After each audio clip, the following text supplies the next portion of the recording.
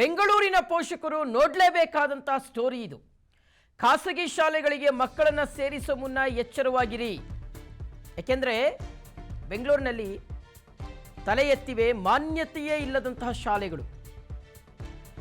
ಖಾಸಗಿ ಶಾಲೆಗಳಿಗೆ, ಪ್ರೈವೇಟ್ ಸ್ಕೂಲ್ಗಳಿಗೆ ಮಕ್ಕಳನ್ನು ಸೇರಿಸೋ ಮುನ್ನ ಎಚ್ಚರವಾಗಿರಿ. ಯಾಕೆಂದರೆ ಬೆಂಗಳೂರಿನಲ್ಲಿ ತಲೆ ಎತ್ತಿವೆ ಮಾನ್ಯತೆಯೇ ಇಲ್ಲದಂತಹ ಶಾಲೆಗಳು. ಶಿಕ್ಷಣ ಇಲಾಖೆಯ ಕಣ್ಣಿಗೆ ಮಣ್ಣೆರಚಿ ಖಾಸಗಿ ಶಾಲೆಗಳು ಈಗ ಬೆಂಗಳೂರಿನಲ್ಲಿ ತನ್ನ ಬಾಗಿಲನ್ನು ಓಪನ್ ಮಾಡ್ಕೊಂಡಿದ್ದಾವೆ. ನಕಲಿ ದಾಖಲೆಗಳನ್ನು ಸೃಷ್ಟಿ ಮಾಡಿ ಮಾನ್ಯತೆಯನ್ನೇ ಪಡೆದುಕೊಳ್ಳದೆ ಈ ಶಾಲೆ ಕಾರ್ಯಾಚರಣೆ ಮಾಡ್ತಾ ಇದೆ. ಹಾಗಾದರೆ ಯಾವುದದು ಶಾಲೆ? PNS ವಿಸ್ತಾರ ನ್ಯೂಸ್ನಲ್ಲಿ ಶಾಲೆಗಳ ಕಳ್ಳಾಟ ಬಯಲಾಗ್ತಾ ಇದೆ. ನೋಡಿ, SSM public school, SSM public school ಬಗ್ಗೆ ನಾವು ಹೇಳ್ತಾ ಇರೋದು. ಶಿಕ್ಷಣ ಇಲಾಖೆಯಿಂದಲೂ ಸಹ ಶಾಲೆಗೆ ಶೋಕಾಸ್ ನೋಟಿಸ್ ಹೋಗಿದೆ. ಇವರು ಯಾವುದೇ ದಾಖಲಾತಿಗಳನ್ನು ಪಡೆದುಕೊಳ್ಳದೆ, ಪರ್ಮಿಷನ್ ತಗೊಳ್ಳದೆ, ಮಾನ್ಯತೆಯೇ ಇಲ್ಲದೆ ಶಾಲೆಯನ್ನು ನಡೆಸ್ತಾ ಇದ್ದಾರೆ.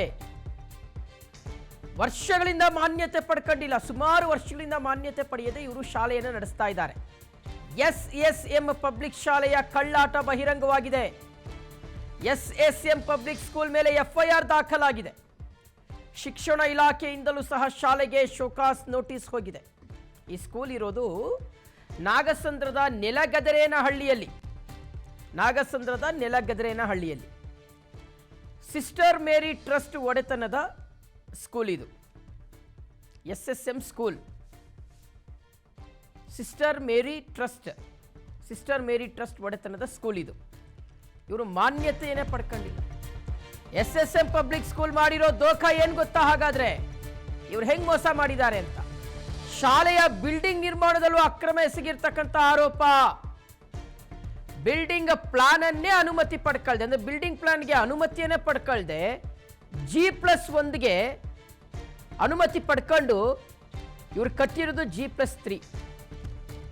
ಇವರು ಪರ್ಮಿಷನ್ ತಗೊಂಡಿರೋದು G+1, ಅಂದರೆ ಗ್ರೌಂಡ್ ಫ್ಲೋರ್ +1.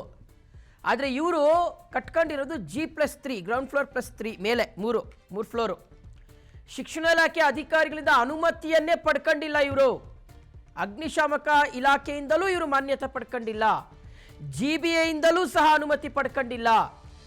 ಶಾಲೆ ಪರವಾನಗಿಯನ್ನು ಸಹ ನಕಲು ಮಾಡಿದ್ದಾರೆ. ಅಧಿಕಾರಿಗಳ ಸಹಿಯನ್ನು ಇವರು ನಕಲು ಮಾಡಿದ್ದಾರೆ. ನಕಲಿ ದಾಖಲೆಗಳನ್ನು ಸೃಷ್ಟಿ ಮಾಡಿದ್ದಾರೆ. ಶಿಕ್ಷಣ ಇಲಾಖೆಯ ವೆಬ್ಸೈಟ್ಗೆ ಎಲ್ಲ ಫೇಕ್ ಡಾಕ್ಯುಮೆಂಟ್ಸ್ ಅನ್ನು ಅಪ್ಲೋಡ್ ಮಾಡಿದ್ದಾರೆ. GBA ಇಂಜಿನಿಯರ್ ಸಹಿಯನ್ನು ಇವರು ನಕಲು ಮಾಡಿದ್ದಾರೆ. GBA ಇಂಜಿನಿಯರ್ ಪಶ್ಚಿಮ ನಗರ ಪಾಲಿಕೆಯಿಂದ ದೂರು ದಾಖಲಾಗಿದೆ.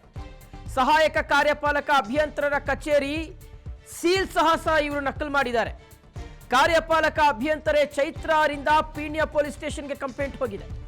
GBA ಇಂಜಿನಿಯರ್ಗಳ ಸಹಿಯನ್ನು ಇವರು ಫೇಕ್ ಮಾಡಿದ್ದಾರೆ. ಶಿಕ್ಷಣ ಇಲಾಖೆಯ ವೆಬ್ಸೈಟ್ಗೆ ಎಲ್ಲ ಫೇಕ್ ಡಾಕ್ಯುಮೆಂಟ್ಸ್ ಅನ್ನು ಅಪ್ಲೋಡ್ ಮಾಡಿದ್ದಾರೆ. ಶಿಕ್ಷಣ ಕಿರಣ ವೆಬ್ಸೈಟ್ಗೆ ನಕಲಿ ಎಲ್ಲ ಡಾಕ್ಯುಮೆಂಟ್ಸ್ ಅನ್ನೆಲ್ಲ ಅಪ್ಲೋಡ್ ಮಾಡಿದ್ದಾರೆ. ವಿಸ್ತಾರ ನ್ಯೂಸ್ ದೂರನ್ನು ಆಧರಿಸಿ DDPI ಶೋಕಾಸ್ ನೋಟಿಸ್ ಅನ್ನು ಜಾರಿ ಮಾಡಿದ್ದಾರೆ. ಸೊ ಶಾಲೆಗೆ ಉತ್ತರವನ್ನು ಕೊಡಲಿಕ್ಕೆ ಈ ಒಂದು ನೋಟಿಸ್ ಹೋಗಿದೆ. ವೀಕ್ಷಕರು, ಇದೇ ವಿಚಾರಕ್ಕೆ ಸಂಬಂಧಪಟ್ಟಂತೆ ನಮ್ಮ ಪ್ರತಿನಿಧಿ ರಂಜನ್ ಪ್ರತ್ಯಕ್ಷ ವರದಿಯನ್ನು ಕೊಟ್ಟಿದ್ದಾರೆ, ನೋಡ್ಕೊಂಡ್ಬರೋಣ.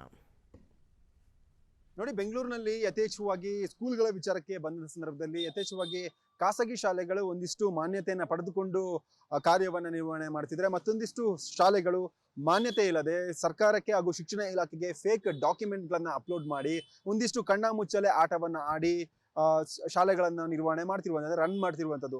ಇದಕ್ಕೆ ಉದಾಹರಣೆ ಆಗಿರುವಂಥದ್ದು ನಾಗಸಂದ್ರದ ನೆಲಗೆದರನಹಳ್ಳಿ ಬಳಿ ಇರುವಂತಹ SSM ಪಬ್ಲಿಕ್ ಸ್ಕೂಲ್. ಈ SSM ಪಬ್ಲಿಕ್ ಸ್ಕೂಲು ICSE ಅಂಡರಲ್ಲಿ ರನ್ ಆಗ್ತಿದೆ. ಆದ್ರೆ ಇದಕ್ಕೆ ICSE ಅಲ್ಲಿ ರನ್ ಆಗಕ್ಕೆ ಮಾನ್ಯತೆನೇ ಇಲ್ಲ. ಯಾಕೆಂದ್ರೆ ಈ SSM ಅವರು ಬಹಳಷ್ಟು ಫೋರ್ಜರಿಯನ್ನ ಮಾಡಿದ್ದಾರೆ. ಸದ್ಯಕ್ಕೆ ಈಗ ನಾನು ಅದೇ ಸ್ಥಳದಲ್ಲಿ ಇದ್ದೀನಿ, ಏನೆಲ್ಲ ಫೋರ್ಜರಿ ಮಾಡಿದ್ದಾರೆ, ಜೊತೆಗೆ ಇಲ್ಲಿ ಇರುವಂತಹ ಅಸಲಿ ಚಿತ್ರಣ ಏನು ಅನ್ನೋದನ್ನ ದೃಶ್ಯ ಸಮೇತ ನಿಮಗೆ ಎಕ್ಸ್ಪ್ಲೇನ್ ಮಾಡ್ತಾ ಹೋಗ್ತೀನಿ. ದೃಶ್ಯದಲ್ಲಿ ಗಮನಿಸ್ತಿರ್ಬೋದು, ಈಗ ನಾನು SSM ಸ್ಕೂಲ್ನ ಕ್ಯಾಂಪಸ್ ಒಳಭಾಗದಲ್ಲಿದ್ದೀನಿ. ನಾವು ಈಗಾಗಲೇ ಶಾಲೆಯ ಆಡಳಿತ ಮಂಡಳಿಯನ್ನ ಕಾಂಟ್ಯಾಕ್ಟ್ ಮಾಡಿದ ಸಂದರ್ಭದಲ್ಲಿ ಅವರು ಯಾವುದೇ ಒಂದು ಪ್ರತಿಕ್ರಿಯೆಯನ್ನು ನೀಡೋದಿಲ್ಲ. ಜೊತೆಗೆ ಬದಲಿಗೆ ಒಬ್ಬರೇ ಬನ್ನಿ ನಮಗೆ ಮಾತಾಡಕ್ಕೆ ಅನುಮತಿ ನಿಟ್ಟಿನಲ್ಲಿ ಕೂಡ ಕರೆಯನ್ನು ಕೊಟ್ಟಿರುವಂತದ್ದು ದೃಶ್ಯದಲ್ಲಿ ಗಮನಿಸ್ತಿರ್ಬೋದು. ಈ ಒಂದು ಸ್ಕೂಲ್ ನಲ್ಲಿ ಏನಾಗಿದೆ ಅಂತ ಹೇಳಿದ್ರೆ, ಈ ಒಂದು ಸ್ಕೂಲ್ ಅಲ್ಲಿ ಪರ್ಮಿಷನ್ ಅನ್ನು ತಗೊಂಡಿರುವಂತದ್ದು G+1 ಅಂದ್ರೆ ಗ್ರೌಂಡ್ ಫ್ಲೋರ್ ಪ್ಲಸ್ ಮೇಲಿನ ಒಂದು ಫ್ಲೋರ್ ಕಟ್ಟಕ್ಕೆ ಮಾತ್ರ ಪರ್ಮಿಷನ್ ಕೊಟ್ಟಿರೋ. ಆದ್ರೆ ಅನಧಿಕೃತವಾಗಿ 2 ಫ್ಲೋರ್ಗಳನ್ನ ಕಟ್ಟಲಾಗಿದೆ. ಮೊದಲ ವೈಲೇಷನ್ ಇದು. ಶಿಕ್ಷಣ ಇಲಾಖೆಗೆ ಫೇಕ್ ಡಾಕ್ಯುಮೆಂಟ್ಸ್ ಗಳನ್ನ ಸಬ್ಮಿಟ್ ಮಾಡಿ ನಾವು ಬರೀ ಒಂದೇ ಫ್ಲೋರ್ ಅನ್ನ ಕಟ್ಟಿದೀವಿ ಅನ್ನುವಂಥ ನಿಟ್ಟಿನಲ್ಲಿ ಎರಡೆರಡು ಫ್ಲೋರ್ ಅನ್ನ ಕಟ್ಟಿದ್ದಾರೆ. 2 ಫ್ಲೋರ್ ಅನ್ನ ಕಟ್ಟಿದಂತ ಪರಿಣಾಮದಿಂದಾಗಿ ಮೇಲ್ಭಾಗದ ಮೊದಲ ಫ್ಲೋರ್ ನಲ್ಲಿ ಸಂಪೂರ್ಣವಾಗಿ ಬಿರುಕು ಕೂಡ ಕಾಣಿಸಿಕೊಂಡಿರುವಂತದ್ದು. ಸುಮಾರು 1500 ಜನ ಮಕ್ಕಳು ಈ ಒಂದು ICSE ಸ್ಕೂಲ್ ನಲ್ಲಿ ಓದ್ತಿದ್ರೆ. ಇನ್ನೊಂದು ಸ್ಟೇಟ್ ಅಫಿಲಿಯೇಟೆಡ್ ಇದೇ ಒಂದು ಶಾಲೆಯ ಆಡಳಿತ ಮಂಡಳಿಯಿಂದ ಮತ್ತೊಂದು ಸ್ಟೇಟ್ ಪರ್ಮಿಷನ್ ಇರುವಂತಹ ಸ್ಕೂಲ್ ಇದೆ. ಆ ಒಂದು ಸ್ಕೂಲ್ ನಲ್ಲಿ ಕೂಡ 1500 ಜನ ಮಕ್ಕಳು ಹೋಗ್ತಿದ್ದಾರೆ. ಆದ್ರೆ ಇಲ್ಲಿ ಮಾಡಿರುವಂತದ್ದು ಅಂದ್ರೆ ಸ್ಟೇಟ್ಗೆ ಪರ್ಮಿಷನ್ ತಗೊಂಡಿದ್ದಾರೆ, ಆದ್ರೆ ICSE ಯಾವುದೇ ಒಂದು ಪರ್ಮಿಷನ್ ಇಲ್ಲ, NOC ಇಲ್ಲ.